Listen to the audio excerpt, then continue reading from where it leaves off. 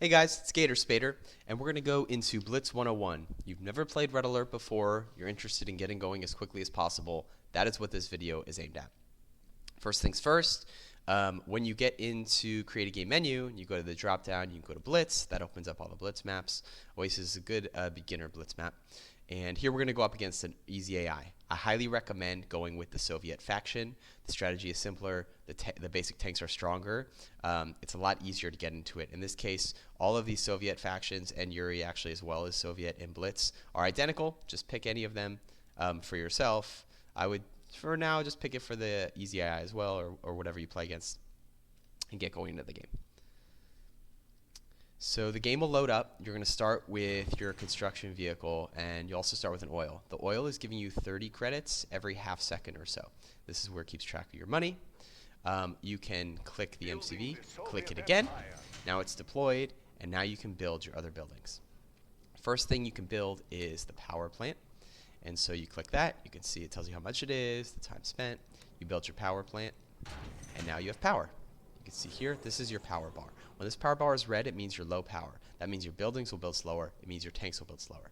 Now here we only have these two tabs. This is support buildings. This is basic buildings. Now you have your barracks tab. When you build that, now you have a third tab for infantry. I would always start by building 3 dogs, and I would send those to every area of the map. This will reveal the shrouded area, and once that's revealed, it will stay revealed for the game. After that, I would build your war factory. Your war factory you're going to need it for your 4th tab. That will allow you to build tanks.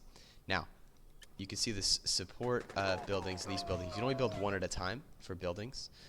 Same with infantry and for tanks as well, which we're about to show. Build the war factory. And I would just, if you keep clicking, you can queue up many tanks. So they'll build one after another after another. So that's how that goes. After that, I would build more oils because you're going to need more money. As your tanks start getting built, your money will decrease and you don't want to hit 0. So now you build more oils, and that will result in more tanks. Now, as far as scouting, your dog's up here. Maybe you want them to scout more specific area. You can click and it'll go the area between that and dog, or you can hold Z. Z is the waypoint.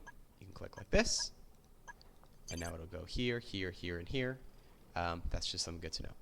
So for building oils, you can see you can only build things in the green area. That's really only, I think, like 4 cells away from where other buildings are.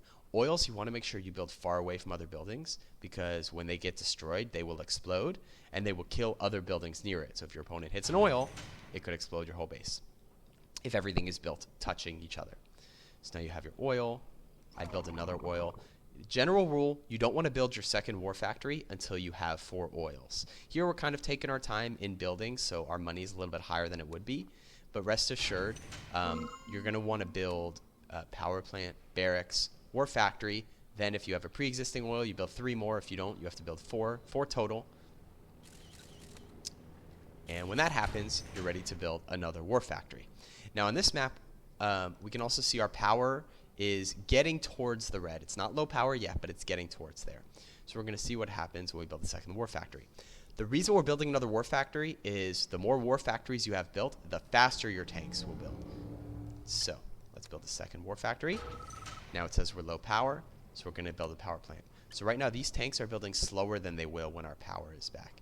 You can kind of look at that meter, see how it goes. Now we have another war factory. Now our tanks are building faster. So that's good. See, now it's down to 16. We could add more tanks. Now we're back at 30. And that's it for the very basics. So you want to build tanks. You also want to build dogs. Dogs are good for a couple things. One, they're good at killing infantry. And your tanks are not good at shooting infantry. Another good thing is if your opponent has an actual army, here's just the computer. If your opponent has an actual army, then that army is going to shoot your dogs, which means your tanks will get more free shots. So they're called fodder. It's basically a cheap way to try to have the other tanks auto attack your dogs, not killing your tanks while your tanks are killing them. How do you move units? You can either click a unit individually, or you can use this rectangle to get a bunch of units. There's also some hotkeys, and we'll go into those in another video. Hotkeys are basically just keyboard shortcuts in order to do certain things.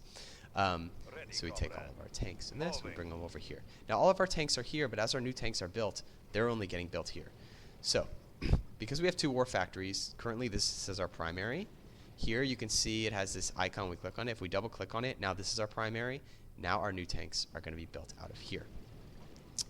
The other thing is, but we want our tanks to go join our party over here. So we click over there, and now you can see our tanks will be primaried over here.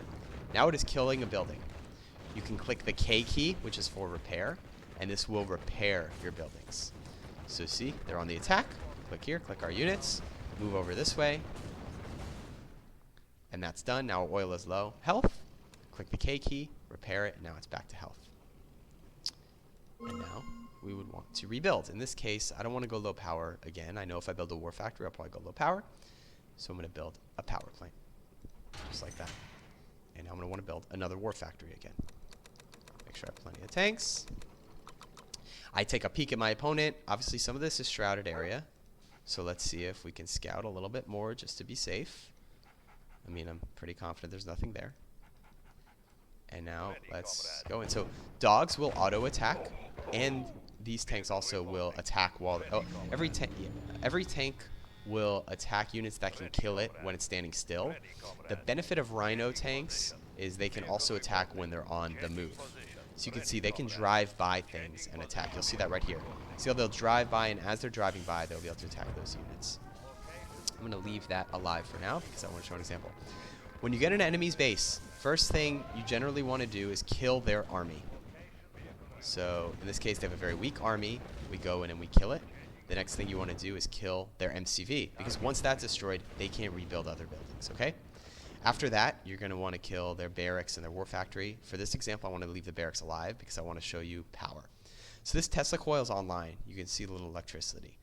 The benefit of killing power means their stuff will build slower, but it also can take their support things offline. So this would usually shoot coils at you, but now that it's low power, it dies automatically. The other thing that was over here was called a sentry gun. A sentry gun is in this support thing tab. It's just good to know what it is. You need a barracks to build a sentry gun.